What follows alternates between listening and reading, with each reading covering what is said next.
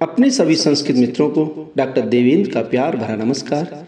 मित्रों, आज मैं आपके मध्य एक नए विषय के साथ उपस्थित हूँ। आज का जो विषय है वह शूद्रक द्वारा रचित मृच्छकटिकम के 50 महत्वपूर्ण प्रश्नों की चर्चा करना है। आज जो अत्यंत महत्वपूर्ण 50 प्रश्न हैं, जो कि प्रतियोगी परीक्षाओं के साथ साथ एमए के छात्रों के लिए भी अत्यंत ही उपयोगी हैं, आज हम उनकी चर्चा करेंगे। तो चलिए देर न करते हुए शुरू करते हैं अपनी ये चर्चा। पहला प्रश्न है, मृच्छकटिक का क्या अर्थ है? मृच्छकटिक का क्या अर्थ है? तो इसका उत्तर होगा मिट्टी की गाड़ी। दूसरा प्रश्न, मृच्छकटिकम का अंगीरस क्या है? मृच्छकटिकम का जो मुख्य रस है अंगीरस, वह क्या है? तो इसका उत्तर होगा श्रृंगार रस। आगे प्रश्न है, मृच्छकटिकम का नायक कौन है? तो उत्तर होगा चारुदत्त। चारुदत्त मृच्छकटिकम का नायक है। आगे प्रश्न है, मृच्छकटिकम का नायक किस कोटि का है? तो उत्तर होगा इसका धीर प्रशांत।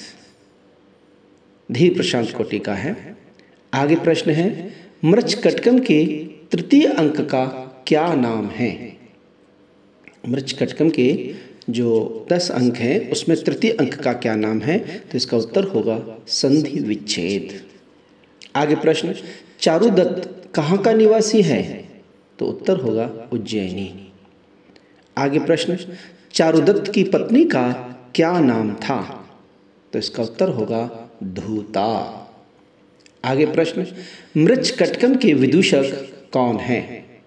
अर्थात मृच्छकटिकम का विदूषक का नाम बताइए। तो उत्तर होगा इसका वसंतक। आगे प्रश्न है, चारुदत्त के घर में वसंत सेना के रखे हुए गहने कौन चुरा लेता है? चारुदत्त के घर में वसंत सेना के रखे हुए गहने कौन चुरा लेता है? तो इसका उत्तर होगा सार्वलिक। आगे प्रश्न है, मृच्छकटिकम की नायिका कौन है?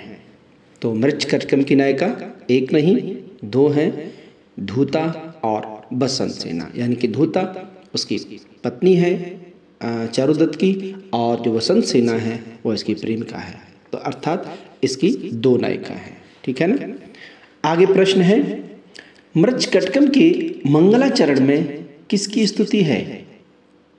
तो उत्तर होगा भगवान शिव अर्थात महेश की। नेक्स्ट प्रश्न, रूपक के कितने भेद होते हैं? रूपक के कितने भेद होते हैं? तो इसका उत्तर होगा 10। आगे प्रश्न, मृच्छकटिकम के प्रथम अंक का क्या नाम है? तो उत्तर है अलंकार न्यास। आगे प्रश्न है, मृच्छकटिकम किसकी रचना है? तो पहले बता दिया था शूद्रक की। आगे प्रश्न है, मृच्छकटिकम में अंकों की संख्या कितनी है? अर्थात मृच्छकटिकम में कितने अंक हैं? तो उत्तर है 10। आगे प्रश्न है, शूद्रक ने किस रीति का प्रयोग किया है? जब आपने इस मृच्छकटिकम को लिखा तो किस रीति का प्रयोग किया? तो इसका उत्तर होगा वैदर्भी रीति का। आगे प्रश्न है, मृच्छकटिकम का प्रतिनायक कौन है? प्रतिनायक मतलब विलेन कौन है? तो इसका उत्तर होगा शकार। आगे प्रश्न है, वसंत सेना के हाथी का क्या नाम है? तो इसका उत्तर होगा खुंड मोदक। क्या नाम है? खुंड मोदक। आगे प्रश्न है, वसंत सेना की रक्षा कौन करता है? तो इसका उत्तर होगा बौद्ध भिक्षु संवाहक। बौद्ध भिक्षु संवाहक उसकी रक्षा करता है। आगे प्रश्न, मृच्छकटिकम का उपजीव्य काव्य कौन सा है? मृच्छकटिकम का उपजीव्य काव्य कौन सा है? तो इसका उत्तर होगा दरिद्र चारुदत्तम। ठीक है। आगे प्रश्न है, फांसी की सजा किसको सुनाई जाती है? राजा ने फांसी की सजा सुनाई तो किसको सुनाई थी? तो उसका उत्तर होगा शकार को। फांसी की सज़ा सुनाई। आगे प्रश्न है, चारुदत्त के पुत्र का क्या नाम है? तो उसका उत्तर होगा रोहसेन। नेक्स्ट प्रश्न, वसंत सेना कौन थी? तो इसका उत्तर होगा गणिका, यानी कि वसंत सेना एक गणिका थी। गणिका जानते हैं ना, गणिका मतलब एक वैश्या जिसे कहते हैं। आगे प्रश्न है, चारुदत्त की पत्नी कौन थी? तो अभी पिछले बताया था हमने, उसका पत्नी का नाम था धूता। आगे प्रश्न है, वसंत सेना की दासी का क्या नाम था? जो वसंत सेना की दासी थी उसका क्या नाम था? तो इसका उत्तर होगा मदनिका। क्या नाम था? मदनिका। मित्रों आगे प्रश्न है, मृच्छकटिकम का मंगलाचरण किस प्रकार का है? जो मृच्छकटिकम का जो मंगलाचरण है, प्रारंभ में जो मंगल गायन जिसमें किया गया है वो किस प्रकार का है? तो इसका उत्तर होगा आशीर्वादात्मक एवं कथा वस्तु निर्देशात्मक, यानी कि आशीर्वादात्मक भी है और कथा वस्तु निर्देशात्मक भी। ठीक है। आगे प्रश्न है, मृच्छकटिकम के अनुसार सारी मुसीबतों की जड़ क्या है? यानी कि व्यक्ति के अंदर अगर मुसीबतें जन्म ले रही हैं तो मृच्छकटिकम के अनुसार उसकी मुसीबतों की जड़ क्या है? तो इसमें उत्तर दिया है मृच्छकटिकम में दरिद्रता, यानी कि गरीबी, निर्धनता सारी मुसीबतों की जड़ होती है। अगर इस व्यक्ति के पास दौलत रहती है ना तो सारी सुख साधन रहते हैं, सारी मुसीबतें खत्म हो सकती हैं। लेकिन यहाँ जो दिया है उन्होंने वही है कि सारी मुसीबतों की जो जड़ है वो गरीबी है, यानी कि दरिद्रता है। ठीक है। आगे प्रश्न है, भागती हुई वसंत सेना का कौन पीछा कर रहा था? कौन पीछा कर रहा था? तो आंसर में होगा, उत्तर में विट, शकार और चेट, ये तीनों उसका पीछा कर रहे थे। ठीक है। आगे प्रश्न है, वसंत सेना अपने आभूषण किसके घर में रखती हैं? वसंत सेना अपने आभूषण किसके घर में रखती हैं? तो उसका उत्तर होगा चारुदत्त, यानी कि चारुदत्त के घर में। आगे प्रश्न है, मृच्छकटिकम के द्वितीय अंक का क्या नाम है? तो इसका उत्तर होगा जुआरी संवाहक। आगे प्रश्न, राजा पालक का साला कौन था? जो राजा पालक था उसका साला कौन था? इसका उत्तर है शकार। आगे प्रश्न है, सर्वप्रथम चारुदत्त का नौकर, फिर जुआरी और फिर बौद्ध भिक्षु कौन बना? तो इसका उत्तर होगा संवाहक। संवाहक पहले नौकर, फिर जुआरी और फिर बौद्ध भिक्षु बन गया था। आगे प्रश्न है, वसंत सेना की दासी कौन थी? कौन थी दासी वसंत सेना की? तो इसका उत्तर है मदनिका। ठीक है ना, ध्यान दीजिएगा, ये प्रश्न आखिर में पूछा जाता है, मदनिका। आगे प्रश्न है, द्यूतकर और दरदुरक कौन थे? जिसमें वर्णन किया गया है दो पात्रों का, द्यूतकर और दरदुरक कौन थे? तो उसका उत्तर होगा जुआरी थे, जुआ खेलते थे। आगे प्रश्न, मृच्छकटिकम के चतुर्थ अंक का क्या नाम है? चौथे अंक का? तो इसका उत्तर होगा मदनिका सार्वलिक। मदनिका सार्वलिक नाम का चौथा अंक है। आगे प्रश्न है, मृच्छकटिकम के 8वें अंक का क्या नाम है? इसका उत्तर होगा वसंत सेना मोटन। आगे प्रश्न है, मृच्छकटिकम के 10वें अंक का क्या नाम है? लास्ट अंक है, क्या नाम है? संहार। क्या नाम है? संहार। ठीक है। आगे प्रश्न है, शूद्रक का वास्तविक नाम क्या था? शूद्रक का वास्तविक असली नाम क्या था? तो इसका उत्तर होगा शिमुक, यानी कि शिमुक उनका वास्तविक नाम था। आगे प्रश्न, मृच्छकटिकम में कुल कितने श्लोक हैं? पूरे मृच्छ 10 अंक में। तो इसका उत्तर होगा 380 श्लोक, यानी कि 380 श्लोक हैं। आगे प्रश्न है, मृच्छकटिकम के 9वें अंक का क्या नाम है?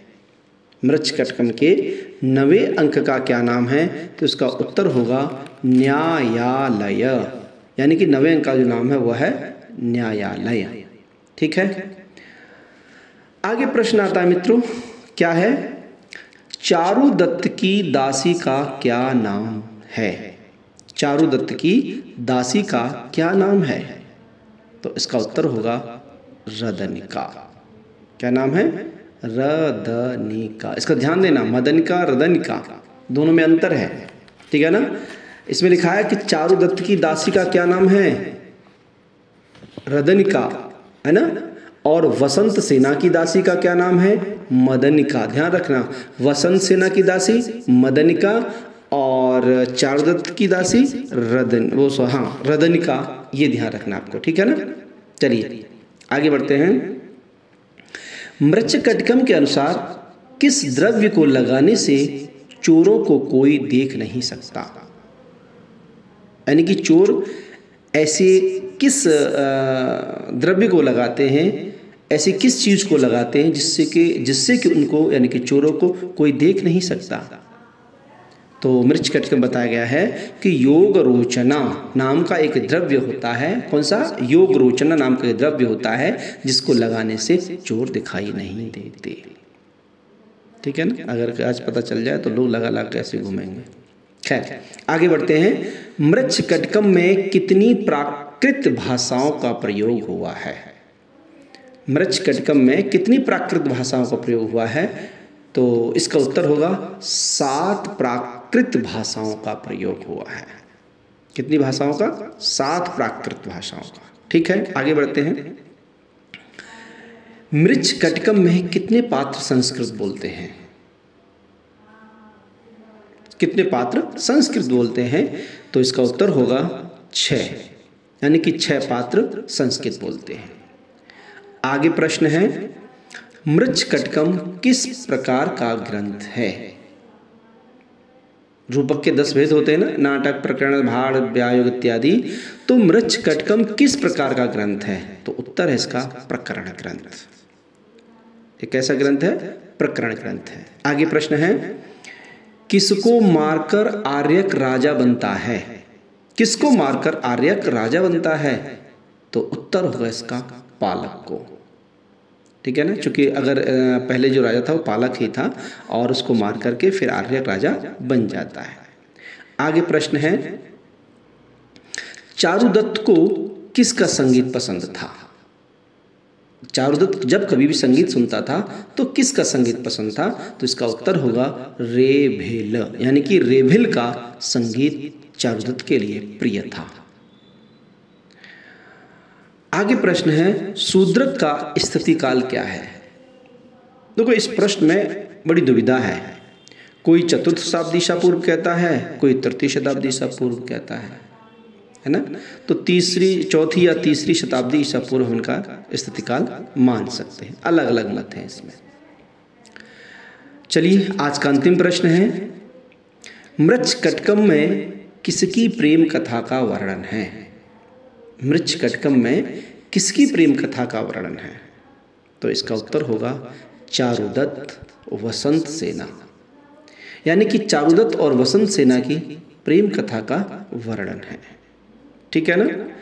तो इस तरह से ये मित्र हमारे 50 प्रश्न पूर्ण हुए और मैं उम्मीद करता हूँ ये प्रश्न प्रतियोगी आपकी परीक्षाओं के लिए, चाहे वो प्रतियोगी परीक्षा हो, चाहे विश्वविद्यालय की परीक्षा हो, कोई भी परीक्षा हो, इन परीक्षाओं में ये प्रश्न आपके लिए अत्यंत ही महत्वपूर्ण सिद्ध होंगे। इसी कामना के साथ अगले वीडियो में हम एक नए विषय के साथ, एक नई चर्चा के साथ मिलते हैं।